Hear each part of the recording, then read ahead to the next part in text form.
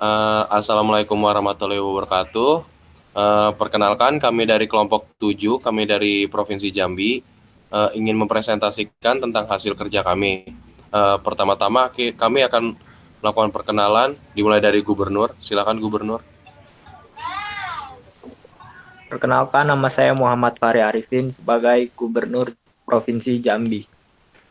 Perkenalkan, nama saya Zulfasani Afifa sebagai Sekretaris Daerah Provinsi Jambi. Perkenalkan, nama saya Arsamratul Fuada sebagai Kepala Dinas Pariwisata. Perkenalkan, saya Adi Kurniawan dari Kepala Dinas Pendidikan Provinsi Jambi. Perkenalkan, nama saya Sofyan Ramadan dari Kepala Dinas Kesehatan Provinsi Jambi. Perkenalkan, nama saya Jeremy Vincent Tanasa dari Kepala Dinas Keuangan Daerah Provinsi Jambi. Perkenalkan, nama saya Esroyin Banjarnahor. Di sini saya menjabat sebagai Kepala Dinas Pembangunan Daerah Provinsi Jambi. Di sini, sejarah Provinsi Jambi akan dibacakan oleh Gubernur, yaitu Muhammad Fahri Arifin.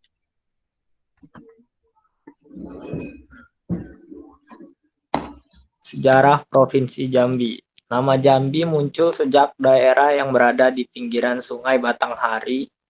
Ini dikendalikan oleh seorang ratu bernama Putri Selaras Pinang Masak, yaitu semasa keterikatan dengan Kerajaan Majapahit. Waktu itu bahasa keraton dipengaruhi bahasa Jawa.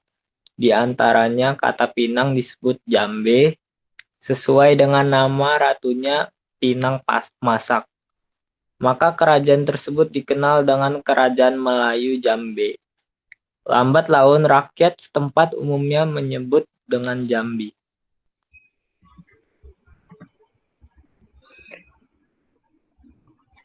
Visi dan Gubernur bisa misi. visi dan misinya Gubernur yang bacain kan? Iya. Lanjut. Visi dan misi.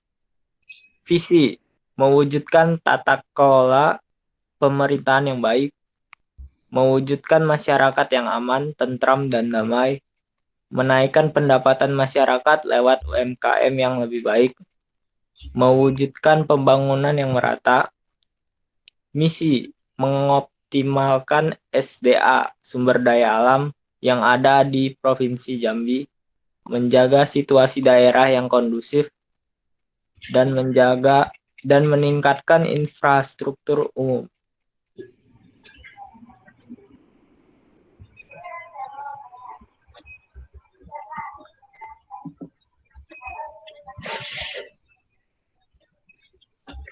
Makna lambang Provinsi Jambi. 1.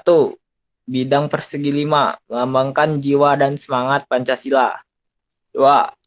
6 lubang masjid dan 1 keris serta pondasi masjid, 2 susun batu di atas 5, melambangkan berdirinya daerah Jambi sebagai daerah otonomi yang berhak mengatur rumah tangganya sendiri pada tanggal 6 Januari 1957.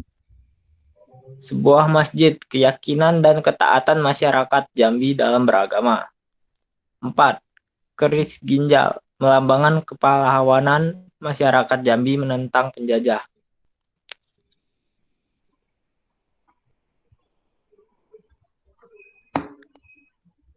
Kelima, cerana kain penutup persegi 9, keikhlasan yang bersumber pada keagungan Tuhan.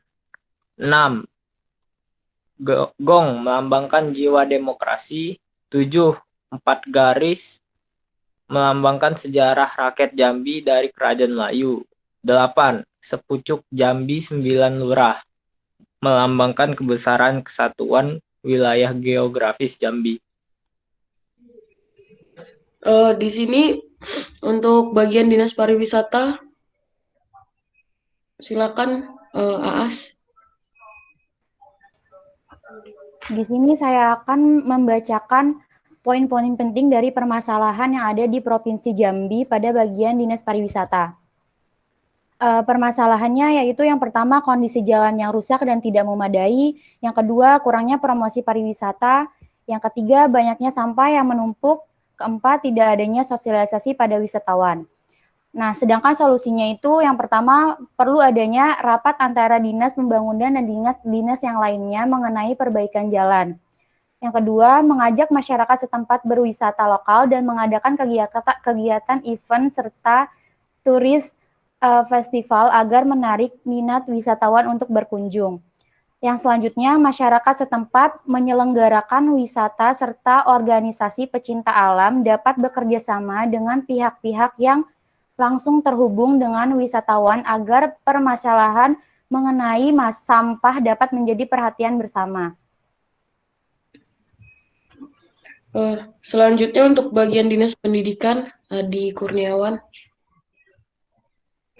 Ya, di sini permasalahan pertama, ketersediaan masalah lahan untuk pendirian USB, unit sekolah baru, SMK khusus kopi. Yang kedua, dibutuhkan paling tidak sebanyak 3 hektar. Yang ketiga, tidak ada pengadaan lahan dalam anggaran pendirian USB, unit sekolah baru. Di sini ada solusi yang pertama, di Kerinci ada salah satu anggota dewan siap membantu menyiapkan lahan. Untuk Dinas Pembangunan Daerah, silakan Royan. Pada bidang pembangunan daerah, permasalahannya yang pertama yaitu keterbatasan dana dan keuangan daerah. Yang kedua, persentase jalan dalam keadaan rusak masih tinggi. Yang ketiga, fluktuasi debit air sungai selama musim kemarau dan hujan masih tinggi. Yang keempat, ketimpangan kemampuan layanan pemenuhan masih tinggi.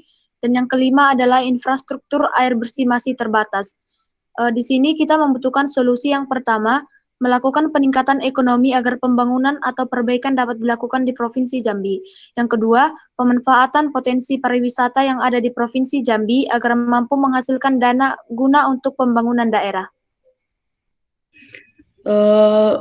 Bagian Dinas Kesehatan, silakan Sofyan.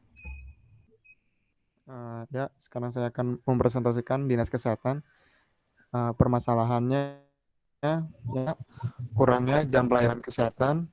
2, status gizi pada anak-anak yang masih sangat buruk. 3, terbatasnya kemampuan pelayanan kesehatan.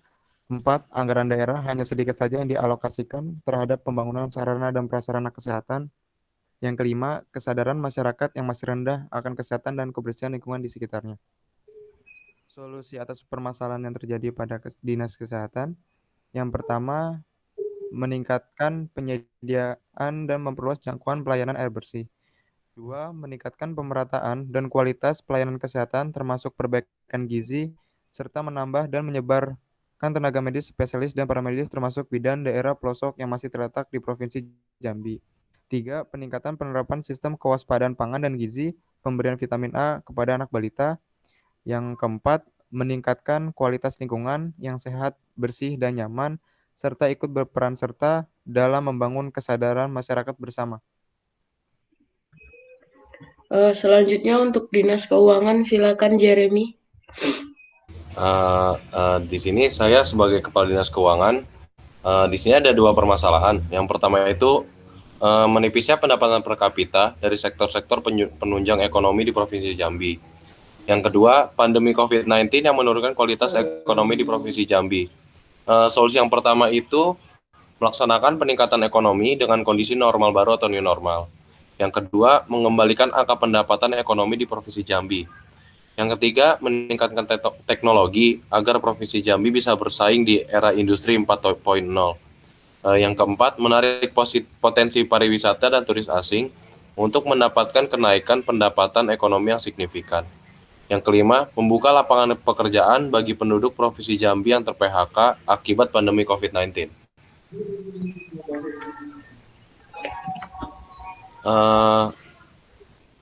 Di sini saya juga ingin membacakan tentang kesimpulan kita.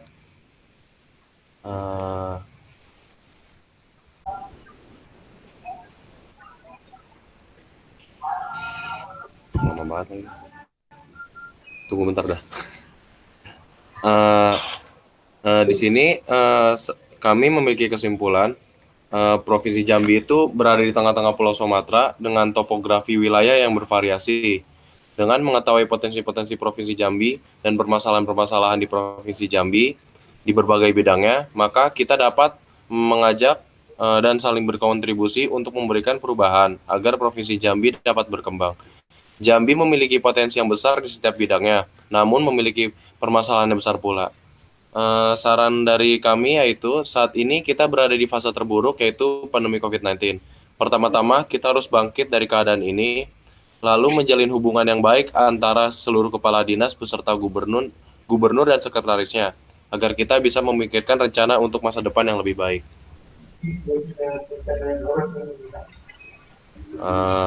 Sekian dari kelompok kami, kurang lebihnya mohon maaf. Wassalamualaikum warahmatullahi wabarakatuh. Waalaikumsalam warahmatullahi wabarakatuh. Waalaikumsalam warahmatullahi wabarakatuh.